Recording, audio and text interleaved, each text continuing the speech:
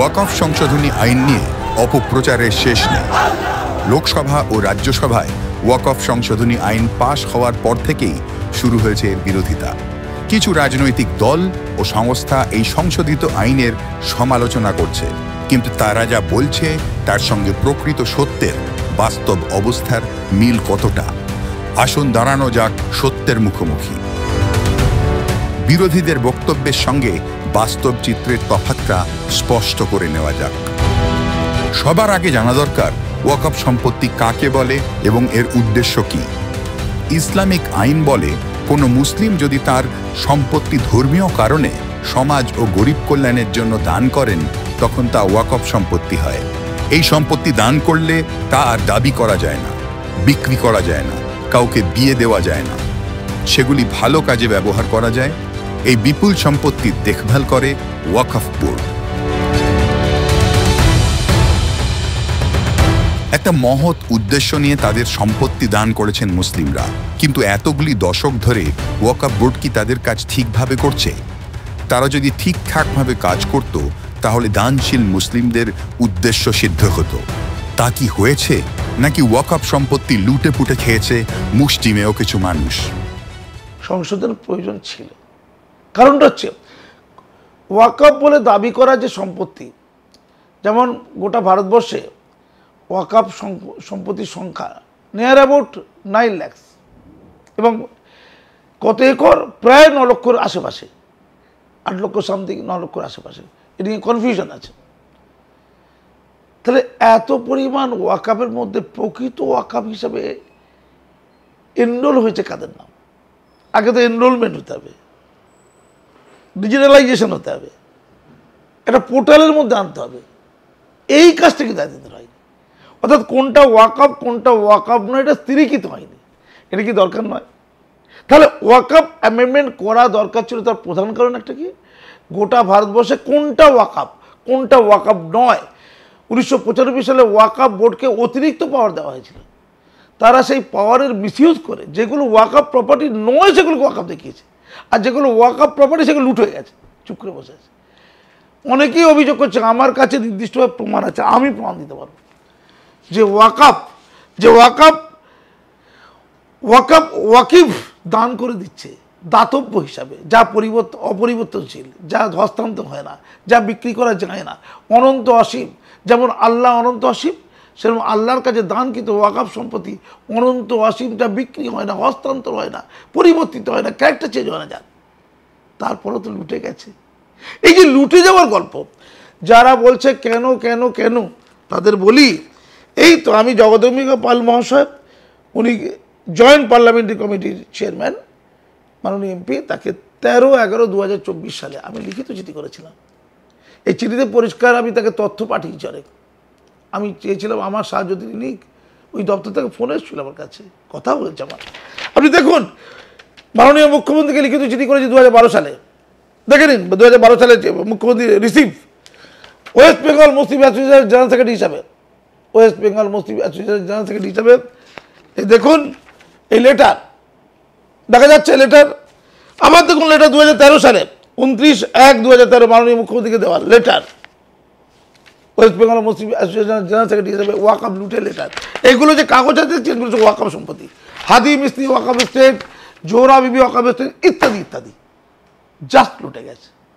মতোয়ালি সাহেব বাড়িতে কাঁদছে, স্যার বাঁচান। 3টে সংস্থা একসাথে লুট করেছে। কে কে? ওয়াকফ বোর্ডের মেম্বাররা, ওয়াকফ বোর্ডের খোর চেয়ারম্যান নিজে দুর্নীতি যুক্ত, মেম্বারে যুক্ত। ট্রাইব্যুনাল, ওয়াকফের কেস কাছারি কে দেখবে? ট্রাইব্যুনাল, ওয়াকফ ট্রাইব্যুনাল, সেখানে দুর্নীতিগ্রস্ত লোক বসে আছে। আর ওয়াকফ পরিদর্শন করবে কে? কমিশনার। 3টে নেক্সাসে আমি পশ্চিমবঙ্গের ক্ষেত্রে বলতে পারি বিপুলভাবে লুটপাট। যে রক্ষক সে নিজেই ভক্ষক। তাহলে দেখবে কে? দেখার জন্য একটা সংগঠন দরকার, যারা দায়িত্বশীল সংগঠন, সেটাকে কালেক্টর, ডিএম, এইটা করা হয়েছে তো সংস্কারে। একটা সেন্ট্রাল পোর্টালের মধ্যে আনার চেষ্টা হয়েছে, ডিজিটালাইজেশন করা হয়েছে, গোটা দেশের ওয়াকফটাকে একটা সিস্টেমেটিক ওয়েতে আনার চেষ্টা করা হয়েছে। এটা খারাপ। পশ্চিমবঙ্গের ক্ষেত্রে 2006 সাল আমি উদাহরণ দিচ্ছি, সাচার কমিটির রিপোর্ট আমার পাশে রয়েছে। সাচার কমিটির রিপোর্টে লেখা আছে গোটা total number of waqf property in West Bengal কত? 1,48,200, 1,48,200। তার মধ্যে ওই সময় 2006 সালে এনলিস্টেড হয়েছিল, এনরোলমেন্ট হয়েছিল মাত্র 20,000 মতো ওয়াকফ প্রপার্টি, অর্থাৎ বাকি 1,20,200 ট্রেস করা যাচ্ছে না। এটা কি ভালো? তাহলে এটাকে তো একটা জায়গায় ডিজিটালাইজ করতে হবে, এটাকে একটা তো পোর্টালে আনতে হবে, এটাকে রেজিস্ট্রেশন করতে হবে। এটা কয়দিন কেন দিন ধরে? এখন বলছে পশ্চিমবঙ্গে ওয়াকফ প্রপার্টির সংখ্যা হচ্ছে 80,000-এর মতো। তাহলে এখন স্বীকার করে নেওয়া হচ্ছে 60,000-এর মতো ওয়াকফ সম্পত্তি হারিয়ে গেছে, তাই তো? 1,48,200 ছিল 2006 সালে, আর 2024 সালে বলা হচ্ছে 80,000 total number of waqf property in West Bengal. সরকার বলছে, অর্থাৎ 80,000-কে লিস্টেড করা গেছে। তার মানে বাকিটা কি লুট হয়ে গেল? তাই দরকার ছিল গোটা ভারতবর্ষে ওয়াকফ সম্পত্তিটাকে চেক করা হচ্ছে, যেগুলো নিয়ে কনফিউশন আছে সেগুলোর জন্য কি করা হচ্ছে, কাগজপত্র চাওয়া হয়েছে। ইসলামিক আইন বলে কোনো মুসলিম যদি তার সম্পত্তি ধর্মীয় কারণে সমাজ ও গরিবদের কল্যাণের জন্য দান করেন তখন তা ওয়াকফ সম্পত্তি হয়। বিরোধীরা বলছেন সরকার ওয়াকফ বোর্ড দখল করে নিতে চাইছে। এখানে কি বিরোধীরা প্রভাবশালী কিছু মানুষের হয়ে কথা বলছেন? তারা কি সাধারণ মুসলিমদের স্বার্থ দেখছেন? আসুন শুনে নেওয়া যাক সার সত্যটা। আর বিরোধীরা যুক্ত করেছে রাজনীতি করার জন্য, কিন্তু মোটিভটা প্রচুর। এত দিন ধরে 77 বছর ধরে স্বাধীনতার পর এই কাজটা তো করতে পারতো, অন্য গভর্নমেন্ট তো ছিল, করেনি কেন? কাদের সাথে? জেনে রেখে দিন, তাদের সাথে করেনি যারা ওয়াকফটা লুট করতে চায়, যারা আশরাফ সেকশনের মুসলমান, অগ্রবর্তী মুসলমান, সামাজিক নেতা, ধর্মীয় নেতা, রাজনীতির নেতা, শত শত কোটি টাকার ওয়াকফ লুট করে ফেলেছে। সেটাকে রিকভার করতে হবে, সেটাকে বাঁচাতে হবে, উদ্ধার করতে হবে। গোটা রাজ্যে, গোটা দেশে যারা ওয়াকফ নিয়ে হয়ে করছে, তার নেতৃত্বে আছে এই লুটেরাদের দল, এইটা বুঝতে হবে। শাহবানু থেকে শুরু করে ওয়াকফ বোর্ড পর্যন্ত বিরোধীরা মুসলিম মেয়েদের স্বার্থ দেখেনি। এতদিন মুসলিম মেয়েরা ওয়াকফ বোর্ডের সদস্য হতে পারতেন না, অথচ তাদের কোনো হেলদোল ছিল না। সংশোধিত ওয়াকফ আইনে ওয়াকফ বোর্ডের 2 জন মুসলিম নারী সদস্য নেওয়া বাধ্যতামূলক করা হয়েছে। এতদিন পর্যন্ত ওয়াকফ বোর্ডে সাধারণত মুসলিম মেয়েদেরকে মেম্বার রাখা হতো না। নতুন আইনে কিন্তু বলা হয়েছে ওয়াকফ বোর্ডে অবশ্যই 2 জন মুসলিম নারীকে রাখতে হবে। সুতরাং এটা একটা অবশ্যই যুগান্তকারী পদক্ষেপ। তৃতীয়ত, ওয়াকফে আওলাদ বলে একটা জিনিস আছে, অর্থাৎ কেউ ওয়াকফ করে গেল এই যে সেন্সে যে আমার উত্তরাধিকারীরা আমার সম্পত্তি থেকে তারা শেয়ার পাবে, তারা যখন থাকবে না তখন এই সম্পত্তিটা কী হবে, ওয়াকফে চলে যাবে। কিন্তু এর ফলে কী হলো, অনেক ক্ষেত্রে দেখা গেছে বাড়ির পুরুষ যারা, তারা মহিলা সদস্যদেরকে ইগনোর করে সেই সম্পত্তি ওয়াকফ দিয়ে দেওয়া হয়েছে, ওয়াকফে দিয়ে দিয়েছে।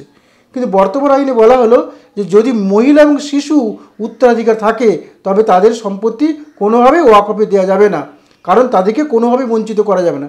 তাহলে এখানে একটা ওমেন এম্পাওয়ারমেন্টের কথা ভাবা হলো। বিরোধীরা বলছেন সংশোধিত ওয়াকফ আইনের ফলে কেন্দ্রীয় ও রাজ্য সরকার ওয়াকফ সম্পত্তি অধিগ্রহণ করতে পারবে, কবরস্থান, দরগা নিয়ে নিতে পারবে। বিরোধীদের এই সমালোচনার মধ্যে কতখানি সত্য আছে, নাকি তা নিছক দায়িত্বজ্ঞানহীন রাজনৈতিক ফায়দা তোলার জন্য করা? এই সংশোধনী এনে আসলে কি করতে চাওয়া হচ্ছে? তাহলে এক হচ্ছে কোনটা ওয়াকফ আর কোনটা ওয়াকফ নয়, এটা গোটা ভারতবর্ষের লোক জেনে যাবে। এটা দরকার কি দরকার নেই। অনেক জায়গায় কলকাতা আছে এখনো মাটির বাড়ি আছে কলকাতাতে, কারণ কি লিটিগেশন আছে ওয়াকফ নিয়ে, 100 বছরের লিটিগেশন, ওটাকে দূর করতে হবে। নাকি কলকাতার মাটির বাড়ি থাকবে? হয় ওটা ওয়াকফ, নাহলে ওয়াকফ নয়। যেটা ওয়াকফ নয় সেটা রাষ্ট্রীয়করণ করা হবে, রাষ্ট্রীয়করণ করে দেশবাসী হিতে লাগানো হবে। নাকি পড়ে থাকবে, নাকি বন্ধ হয়ে থাকবে? এটা পদ্ধতি না। ঠিক আছে। থার্ড যেটা গুরুত্বপূর্ণ, ওয়াকফ যেটা লুটে গেছে, আমি দেখতে পাচ্ছি এটা ওয়াকফ সম্পত্তি, আগে তো প্রমাণ করতে ওয়াকফ সম্পত্তি। এবার ওয়াকফ সম্পত্তি প্রমাণ করার জন্য মতোয়ালিরা অনেকে অশিক্ষিত, অনেকে দুর্বল, গরিব, অনেকে অসৎ, তাদেরকে দেখতে পারে কারা হেল্প করতে পারে, কারা মুসলিম সামাজিক নেতা, ধর্মীয় নেতা এবং রাজনৈতিক নেতারা। তারা এই কাজটা করবে না যে ওয়াকফ প্রপার্টি প্রমাণ করার জন্য তারা বিএলওর কাছে যাবে, তারা ডিএমের কাছে যাবে, তারা বিডিওর কাছে যাবে, কাগজপত্র তৈরি করবে, যেটা দীর্ঘদিন ধরে ওয়াকফ সেটা প্রমাণ করার জন্য পেপার তৈরি করবে, মতোয়ালিকে সাহায্য করবে। এটা হচ্ছে ইতিবাচক কাজ। সেই কাজটা করার পর যারা যারা ওয়াকফ সম্পত্তিকে দখল করে আছে, কান টানলে মাথা আসে, ওটাকে যখন সংগ্রহ করা হবে, অধিগ্রহণ করা হবে, কেড়ে দেওয়া হবে, হাজার হাজার কোটি টাকার ওয়াকফ সম্পত্তি উদ্ধার হয়ে যাবে। তা আমার সম্পত্তি সরকার কেড়ে নেবে কী করে? তা সমস্যাটা কোন জায়গায়? না কোনো কোনো জায়গায় আগে যেটা ছিল বললে একটা ছিলেন দেখবে ওয়াকফ ইউজার, অর্থাৎ 10টা লোক কোনো একটা জায়গায় নামাজ পড়ছে, এটা বলে ওয়াকফ ইউজার। সেটাকে ওয়াকফ বলতে পারে যেখানে ওরা দীর্ঘদিন ধরে নামাজ পড়ছে, তো এই সম্পত্তিটা আমরা ওয়াকফ হিসেবে ঘোষণা করলাম। এক্ষেত্রে দেখা যাচ্ছে অনেক হিন্দু সম্পত্তি চলে গেছে, অনেক খ্রিস্টানদের সম্পত্তি চলে যাচ্ছে। বর্তমানে এটা বলা হয়েছে যে এরকম ওয়াকফ ইউজার করা যাবে না, তোমাকে প্রপার ডকুমেন্টস আনতে হবে। অর্থাৎ তুমি যে সম্পত্তির মালিক, ঘটনা তাই, তুমি যেটার মালিক নও তুমি তো সে সম্পত্তি দিতে পারো না। তুমি মালিক, তোমার মালিকানা প্রতিষ্ঠিত করো, তারপরে দিতে পারো। এই জায়গাটাতে আপত্তি যে এরকম করলে তো তাহলে বহু জায়গায় কিন্তু এরভাবে অন্যায়ভাবে নিয়ে নেওয়া হয়েছে গরিব মানুষের কাছ থেকে, সেই জায়গাগুলো কিন্তু আর গরিব মানুষদেরকে ফিরিয়ে দিতে হবে। বিরোধীরা বলছেন সরকার ওয়াকফ সম্পত্তি নয়ছয় করবে, সেখান থেকে মুসলিমদের সাহায্যার্থে টাকা পাওয়া যাবে না। সত্যি কি তাই? তাহলে দেশ জুড়ে এই বিপুল পরিমাণ ওয়াকফ সম্পত্তি থাকলেও তার থেকে বিপুল আয় কেন হয় না? মুসলিমদের উন্নতির জন্য খরচ করার মতো অর্থই তো ওয়াকফ বোর্ডের হাতে নেই, কেন এমন হলো? কিন্তু সমস্যা হচ্ছে যে টাকা না থাকলে খরচটা করতে হবে, তো রোজগারটা তো দরকার। আপনি একটা উদাহরণ দিয়ে বলছি, পশ্চিমবঙ্গের ক্ষেত্রে পশ্চিমবঙ্গ হচ্ছে 3 নম্বরে ভারতবর্ষের ক্ষেত্রে, বা 2 নম্বরে ওয়াকফ সম্পত্তি, 2 নম্বরে, অর্থাৎ উত্তরপ্রদেশের পরে সবচেয়ে বেশি ওয়াকফ সম্পত্তি পশ্চিমবঙ্গে রয়েছে। কিন্তু আপনারা দেখছেন পশ্চিমবঙ্গের এমন অবস্থা যে ওয়াকফ বোর্ডের যারা কর্মচারী তাদেরকে বেতন দেওয়ার টাকাও আয় করতে পারে না ওয়াকফ সম্পত্তি থেকে। তখন কি হয়, সরকারকে টাকা দিতে হতো। এখন এই যে ইমাম মুয়াজ্জিন ভাতা দেওয়া হচ্ছে, আপনারা জানেন প্রচুর টাকা, সেই টাকা সরকারকেই দিতে হচ্ছে। সরকার ওয়াকফ বোর্ডকে দিচ্ছে, ওয়াকফ বোর্ড সেগুলো দিচ্ছে। কিন্তু এই যে বিপুল সম্পত্তি যেগুলো বেহাত হয়ে গেছে, বিভিন্ন জায়গায় ছড়িয়ে ছড়িয়ে আছে, আত্মসাৎ করে রেখেছে, সেগুলোকে যদি উদ্ধার করা যায় এবং সেগুলোকে যদি ম্যানেজ করা যায় এবং সেগুলো কাজে লাগবে, সাধারণ মুসলিমদেরই কাজে লাগবে, তাদের হোস্টেলের জন্য, তাদের মাদ্রাসা বা স্কুল কলেজ তৈরি করার জন্য, হাসপাতাল তৈরি করা যেতে পারে। কিন্তু সর্বাগ্রে সম্পত্তিগুলোকে চিহ্নিত করতে হবে, উদ্ধার করতে হবে এবং সেগুলোকে ম্যানেজ করার ব্যবস্থা করতে হবে, সেটাই এই আইনে বলা হয়েছে। 2006 সালে দেশের টোটাল ওয়াকফ প্রপার্টি আয় দেখা হয়েছিল ওয়াকফ প্রপার্টিতে কত, 12,000 কোটি টাকা। রাজেন্দ্র সাথে দেখিয়েছিলেন 12,000 কোটি টাকা যদি ঠিকমতো করে ইউজ করা আয় হতে পারে। কত আয় হয়েছিল প্র্যাকটিক্যালি? 163 কোটি টাকা মাত্র, আউট অফ 12,000 কোটি টাকা। তাহলে আয় নেই।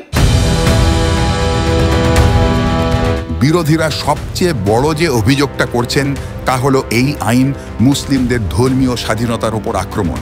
ওয়াকফ বোর্ডে 2 জন হিন্দু সদস্য রাখা হয়েছে, এতে করে ধর্মীয় অধিকারে হস্তক্ষেপ করা হয়েছে। কিন্তু কেন এই হিন্দু সদস্যদের রাখা হলো? এরও পিছনে একটা কারণ আছে, বলি। কিছুদিন আগে দেখবেন তামিলনাড়ুর একটা মন্দিরকে ওয়াকফ বোর্ড সেকশন 40-তে বলেছিল যে আমাদের সম্পত্তি। কয়েকটা জেলেদের গ্রাম, সেই গ্রামকে বলছে তারা আমাদের ওয়াকফ সম্পত্তি। এবং আমরা দেখবেন এই যে প্রধান বিচারপতি বলেছেন যে শুনলাম নাকি দিল্লি যে হাইকোর্ট সেটাকেও তারা ওয়াকফ সম্পত্তি বলে দাবি করছে। তাহলে যদি এরকম বিভিন্ন হিন্দু মন্দিরকে, খ্রিস্টান গির্জাকে ওয়াকফ সম্পত্তি বলে দাবি করে, তাহলে তাদের রিপ্রেজেন্টেশন সেখানে না থাকে, তাহলে কীভাবে নিষ্পত্তি হবে? মূলত এই দিকটাকে মাথায় রেখেই যাতে অমুসলিমদের সম্পত্তি ওয়াকফ বোর্ড কেড়ে না নিতে পারে, যেটা কেড়ে নেওয়ার উদ্যোগ দেখা দিয়েছে, সেই জন্যই 2 জন অমুসলিমকে রাখার কথা বলা হয়েছে। কিন্তু এর সঙ্গে সম্পত্তি কেড়ে দেবে সরকার বা মুসলিমদের হাত থেকে কেড়ে নেবে সেরকম কোনো ব্যাপার নেই। আপনাকে আগেই বলেছি যে টাকাটা কীভাবে খরচা হবে সেটা ওয়াকফ নামাতে লেখা থাকে। সুতরাং সেই ওয়াকফ নামাতে তো কোনো হিন্দু বা রাষ্ট্র কেউ থাকছে না, সেখানে মুসলমান ছেলেরাই থাকছে, মুসলিম মেয়েরাই থাকছে, তাদের হোস্টেল, তাদের স্কুল, তাদের মসজিদ, তাদের কবরস্থান, সেটাই ম্যানেজ হবে। 22 জনের কমিটি কাউন্সিল আছে। ওয়াকফ কাউন্সিলে কজন থাকে? 22 জন। তার মধ্যে 2 মহিলা, 2 অমুসলমান আধিকারিক থাকছে। অসুবিধা কী আছে? মুসলমানদের আন্ডারেই তো ছিল। আমরা যখন সুপ্রিম কোর্টে যাই, আদালতে, হাইকোর্টে যাই, সেখানে বিচারক তো অমুসলমানও থাকে, তারা ন্যায় দেয় না। অমুসলমানরাই লুট করে নেবে, লুট তো মুসলমানরা করে যায় দিন ধরে, এতদিন ধরে তো লুটটা মুসলমানরাই করেছে। তাহলে যদি 2 অমুসলমান থেকে দেখে ন্যায়ের সাথে, স্বচ্ছতার সাথে, কি এমন মহাভারত অশুদ্ধ হয়ে যায়? ওয়াকফ বোর্ড রাজ্য লেভেলে, সেখানে 11 জনের মধ্যে 2 জন থাকবে, তাহলে মেজরিটি মুসলমানরাই হলো। ফলে এটা একটা ভ্রান্ত চিন্তা। দেবত্ব সম্পত্তিতে মুসলমানরা আছে কিনা বিভিন্ন মন্দিরের ট্রাস্টি বোর্ড আছে কিনা এটা কোনো বিবেচ্য বিষয় না, সেখানে অত লুট হয়ে যাচ্ছে না, ওয়াকফটা পুরো লুট হয়ে শেষ হয়ে গেছে। ফলস্বরূপ অ্যামেন্ডমেন্ট দরকার ছিল। ওয়াকফ নিয়ে একটা কথাই বলার, একদিকে প্রচার, অন্যদিকে সত্য। প্রচারের ঢক্কানি না দিয়ে সত্যকে চাপা দেওয়ার চেষ্টা চলছে।